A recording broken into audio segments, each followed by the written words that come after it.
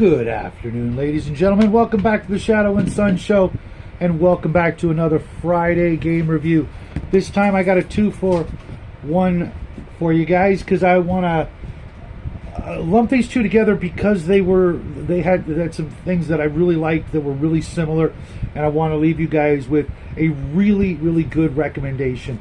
As you know, I've been doing Traveler Top Secret all month long, and seeing as how the month is almost over, I'm actually going to roll it in to next month. But next month I'll be doing Top Secret SI, which is otherwise known as Second Edition. However, the last two modules made by TSR for the original Top Secret game were the Ace of Clubs and I want to say the Seventh Seal. Now, both were, surprisingly enough, actual mysteries. This is what really grabbed me, starting with the first one, the Ace of Clubs, which I think was number 6 or 7. They were like number 6. I think they were number 6 and 7. They could have been 7 and 8. But regardless, good luck finding them on things like eBay or Amazon for less than $75. But lo and behold, PDFs for free on a place called Scribd, I think it was. And I went through and I read them both. I was enjoying them so much that I actually read them on PDF faster than I had read any of the other modules that I had reviewed for Top Secret before. I think I read the Seventh Seal in one evening, one afternoon, you know, that sort of thing.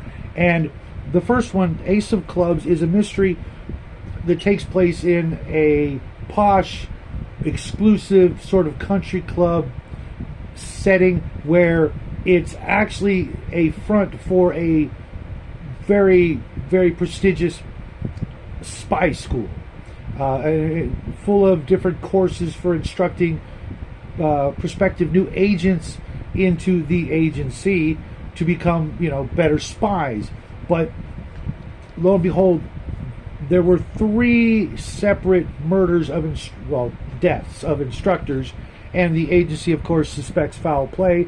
So you and your team of agents are going to become members of this country club and try to solve the mystery.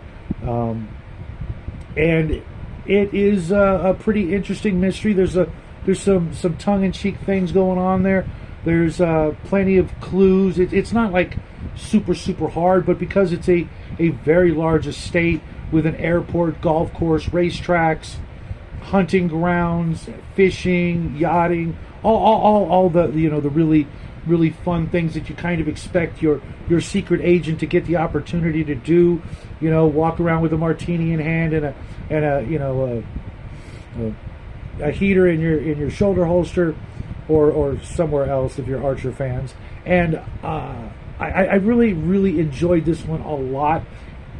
Of course, it describes the entire complex above and below ground, because there are some secret things, some places that are really hard to get to. There's a nice casino, and of course it's got all the NPCs statted out, and all the things you could possibly need to run this campaign, and potentially reuse the maps for other things should the players ever go to another resort or something like that. But of course it is designed like in the old school fashion, kind of dungeon like. It's like, we've got one sheet of graph paper, let's fill it with tons of rooms. And I would actually expect a lot more open air, big high vaulted ceilings and things like that. But it's drawn from a 1980s perspective, so they wanted to fill that sheet of graph paper up with rooms and doors and secret doors and traps. But rest assured, it was definitely one of my favorites. But believe it or not, last and absolutely not least was my favorite, which is the Seventh Seal, which is yet again another actual mystery, as opposed to just go in and do the job. It's a mystery that you have to gather the clues, starting at, believe it or not, a Chinese restaurant that then leads to a fortune cookie factory. Of course, I had to love it. It was set in Los Angeles. They said you could, set it somewhere else, but you know me. Yeah, as much as I hate LA, I would absolutely keep it set in 1980s Los Angeles. A lot less graffiti, a lot less garbage on the streets, but still a very dangerous city. After you've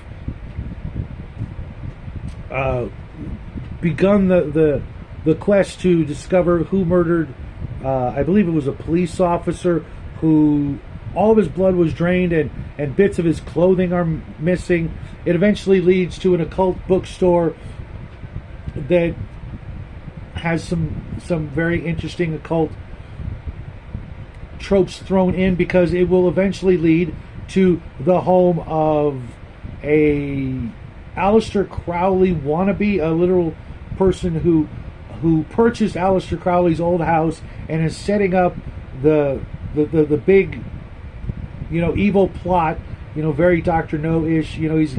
He's excuse me, folks, I should have brought some water. He's working with a bunch of terrorists who are threatening to detonate a nuclear weapon in Los Angeles, and is asking for $1 billion, that kind of thing. And it's just a fun ride. I know I'm throwing out a bunch of spoilers on this one, but this one was my favorite. All of the goofiness, just picturing it would have made for a great sort of gumshoe, even just regular detective adventure, something like, a Sam Spade. You could easily run it, in maybe the 60s, 70s, 80s. You definitely wouldn't want to try to run it in the 90s on up, but it was actually the funniest one. Maybe that's why I liked it so much, because I was just laughing at some of the little clues and little things that were going on. The whole fortune, getting the message from another spy or another agent in a fortune cookie. Just genius. Maxwell Smart, Austin Powers kind of, tongue-in-cheek humor, as well as, plenty of adversaries that, it could use like a Jaws kind of character, but you do kind of get that in the way of the main bad guy and his psycho sister. Where have we seen that before?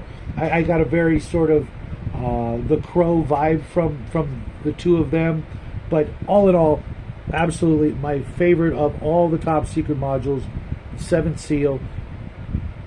If you get a chance to run any sort of contemporary game, check this one out. It's definitely meant for higher level characters. If you roll in at first level, they're just not going to have the skill levels and maybe even the number of skills that you're going to need. It does give you a fair amount of starting equipment to work with, but there's some instances, mostly dealing with doors and things like that, where you really need the skills, whether it be computer or engineering, things like that, to make your way into the innermost areas of the adventure. The first couple of places, lots of role-playing opportunities with the Chinese restaurant, as well as the fortune cookie factory, and of course the occult bookstore. I could just see people playing the owner of the store in a lot of different humorous ways, coming up with an accent or something like that, or just getting into the character of this weirdo who's selling, Ouija boards and tarot cards and things like that. Just a great ride.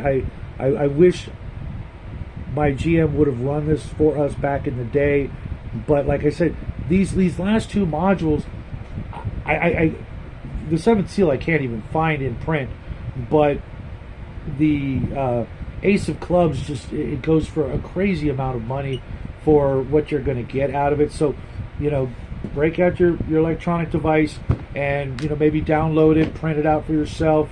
Not really necessary. Once you've read through it a couple of times and memorized some things, maybe make some notes for yourself on the key NPCs and things like that. You'll get a lot of fun out of it if you're going to run Top Secret, the original edition. And I bet that even for SI, it would be very, very easy to work the new stats and the new systems into it, because other than combat and character interaction with NPCs, maybe some skill roll changes, things like that, it's really not going to be that much work unless you're the kind of person that needs to stat out all of the NPCs, because there are a lot of, it's a resort, so you're going to run into a lot of NPCs. With the Seventh Seal, there's maybe 10 to a dozen NPCs. That'd be easier work, but do you really need to stat them out?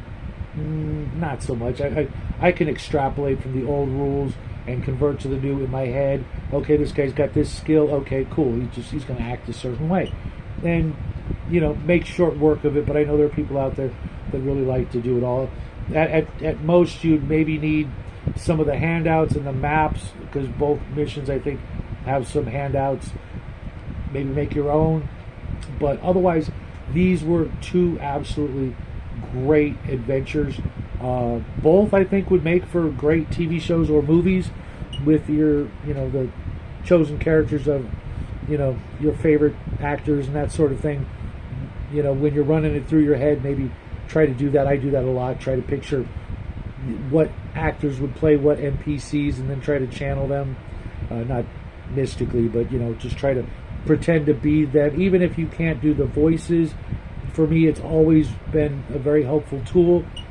But that pretty much sums up my Top Secret First Edition reviews. I think I've covered everything except the character sheets, which, if you want to go out and spend the $50 on a folder of character sheets, knock yourself out. I'm going to save my money for the few Top Secret SI products that I don't have, because from what I remember as a youngster, I enjoyed SI, Top Secret SI, much more than I did the original Top Secret. A little bit more fleshed out characters. But I'm going to be starting reading that this weekend, maybe even right after I upload this video, and I will be getting back to you.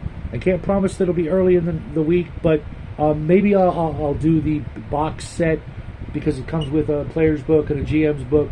Maybe I'll separate them and do them in separate videos, and maybe by the end of next week we'll get through the differences between old Top Secret, second edition Top Secret, and then later on I will review the third edition of Top Secret New World Order,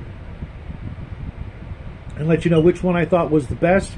If you guys have played all three, or two of them, or three of them, let me know which one was your favorite. If you've never played SI or never had the opportunity, it's out there. It's actually really affordable, and while I am getting, I'm going to be probably grabbing the James Bond game, and I'm going to be looking at a couple other contemporary, modernish espionage games, so I can really give you my opinion on what I thought was the best. Right now I'm biased toward SI, but if one of the other ones that have been recommended to me turns out to be a better game in my eyes, I will be honest. I'll give you my honest opinion and try to weigh the different games to see where they shine and where they fail. And for Top Secret First Edition, it fails in that there just wasn't enough. Even with the companion, the characters don't seem fleshed out, and sometimes some of the mechanics are just overly complicated to come up with the math for not just skill checks, but combat was just really not fluid enough. I didn't like the idea that every gun was potentially just as dangerous as another. I know it's nitpicking, and technically you can off somebody with a 22 just as easily as a 44 Magnum, but I'm a gun guy, so I have my opinions when it comes to calibers and things like that. But I'd love to hear what you guys thought of Top Secret First Edition, Second Edition, even Third Edition, or if you want to recommend another spy game, put it in the comments section. I will get back to you as soon as possible. And everybody, have a great weekend. I've got a couple of games this weekend. I'll be telling you about those later in the week. I'll be doing a sci-fi chat on artificial intelligence. Maybe work that into a Top Secret game or something like that. But until next time, folks, have a great weekend. We love you guys, and as of course, as always, happy trails.